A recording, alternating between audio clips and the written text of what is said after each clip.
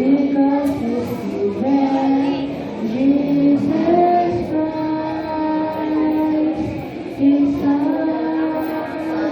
Mga batang ito ay naging masaya ngayong araw kahit nakaka-OP lang sila.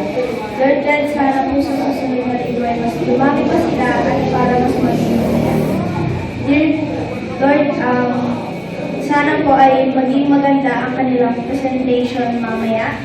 And ingatan mo po ang bawat isa sa kanila sa kanilang pag-uwi. In Jesus' name we pray. God deliver us from evil, for thine is the kingdom and the power and the glory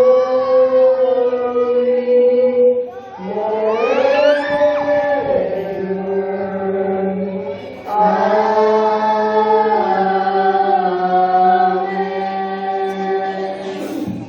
May the grace of Jesus Christ and the love of God and the fellowship of the Holy Spirit be with you ever and ever.